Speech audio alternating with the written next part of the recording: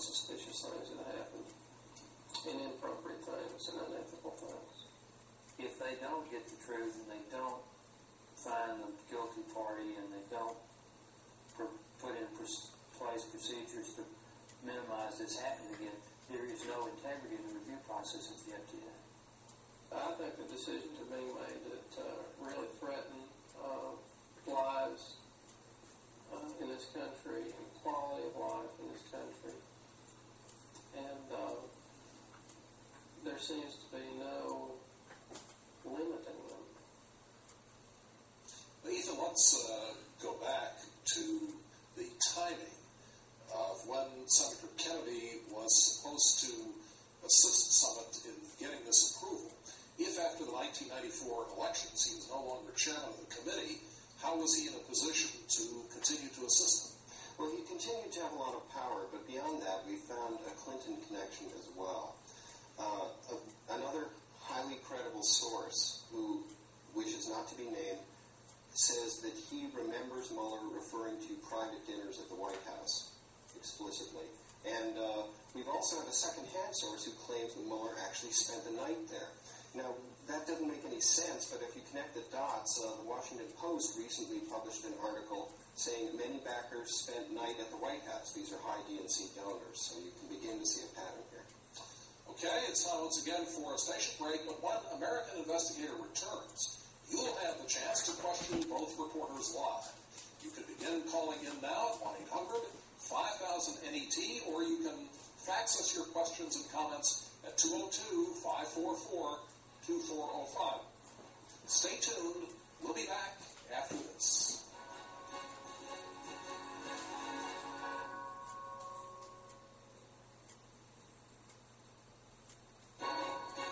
Live from the nation's capital, you're watching American Investigator. And welcome back to American Investigator, the only investigative program on television that allows the reporters to be questioned live. Let's go directly to the phone lines. You're on American Investigator. Paul, thanks for taking my call. What a great program. Is the head of the FDA a political appointee? Yes. Mm-hmm.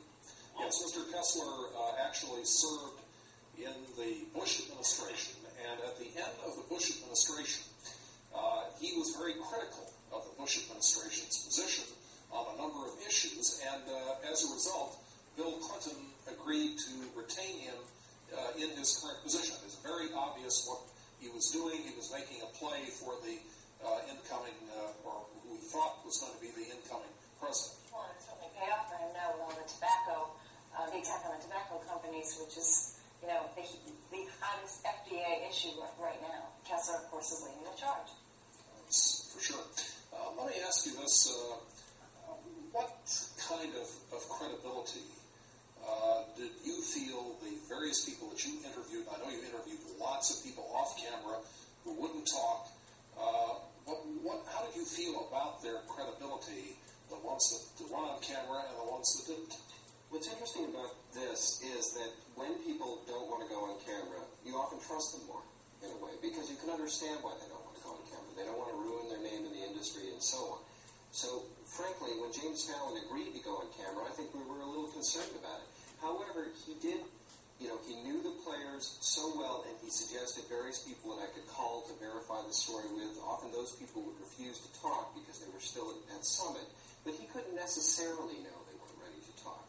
The other thing is we do have a second-hand source which apparently at one time did come out with Mueller's same story, a very similar story about the Kennedy allegation. Not like that. I mean, we talked to these people more than once. We spent more than perhaps 30 minutes with each of these people. In the cases of the people who were on camera, we spent hours with them. So by the time we were done, we felt that they were very credible people.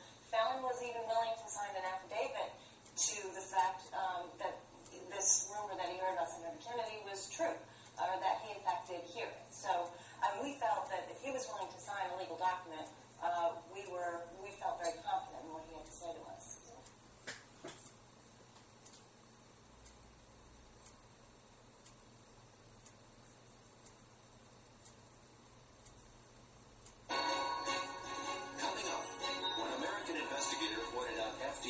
election last year, the government promised thorough investigations. What happened? Okay, the FBI's have an investigation now. Did they contact you? Never. Barton's committee? Never. More American Investigator coming up.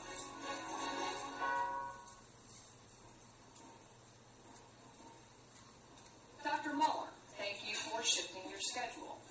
No problem. Our stock has fallen to $5 a share. From 35. This kind of stuff. Focus. The stockholder lawsuit will implicate Kim and John.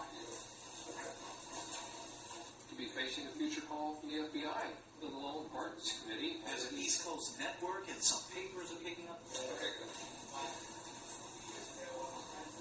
David, your leadership is perceived to be part of the problem.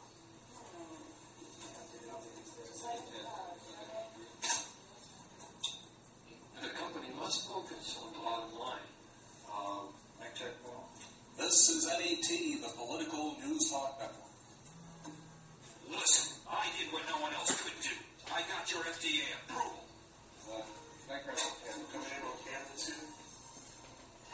This can be settled amicably, Dr. Muller. American Investigator, Paul Wyrick. Good evening and welcome to American Investigator. Our report confirms what many of us often suspect, that a federal agency can be compromised by...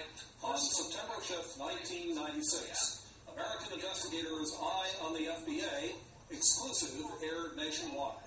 A story of government and industrial espionage. It targeted Summit Technologies and its chairman, David Muller, as the culprits in a scheme to bribe the FDA for approval of their eye surgery laser.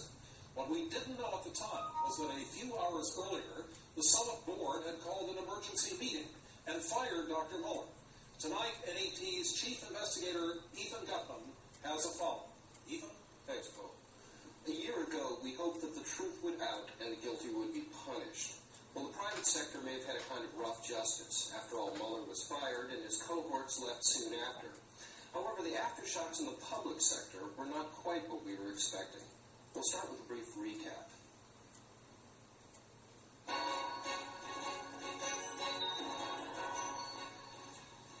The market. 80 million nearsighted Americans who want permanent vision correction. The competitors. Summit Technology of Massachusetts and Vizex of California, the manufacturers of the revolutionary excimer eye laser surgery machines. The law. The Food and Drug Administration, or FDA, the agency which grants the competitors approvals or access to the market. He thought this was a great... What happened? It started at the highest level. Whistleblower James Fallon, former Western sales manager for Summit, revealed that Summit chairman Dr. Muller asked Senator Ted Kennedy to influence the FDA in favor of Summit. Kennedy asked for campaign contributions, and he got them. Follow up at the lower level. Kim Doney, Summit liaison to the FDA, developed an intimate relationship with Emma Knight, the FDA reviewer of Summit's laser. What emerged?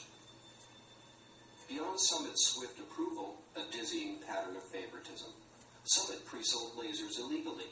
The FDA turned a blind eye. Summit tested procedures on Navy SEALs, damaging their vision. The FDA accepted the results. Summit needed favorable status reports to bull up their stocks. The FDA provided. Summit needed to slow down Vizex's progress toward approval. The FDA reviewer of Vizex, Mark Stern, was fired. Finally, when Summit needed industrial espionage, the blueprints of Vizex's new laser, with Ammonite's fax header on them, made their way from the FDA to Muller's doorstep. The last incident prompted an FDA internal investigation. If they don't get the truth, there is no integrity in the review process at the FDA. Simultaneously, Congressman Joe Barton, chairman of the Oversight and Investigation Subcommittee, began preliminary hearings. We wrote to the Senate Ethics Committee. They assured us they were looking into it. Most significant, the FBI announced a probe. The government appeared set to uncover the truth. Following our broadcast, the press picked up the story. Dan Murphy of Investors Business Daily established that Kennedy had actually attended an additional fundraiser at Muller's home.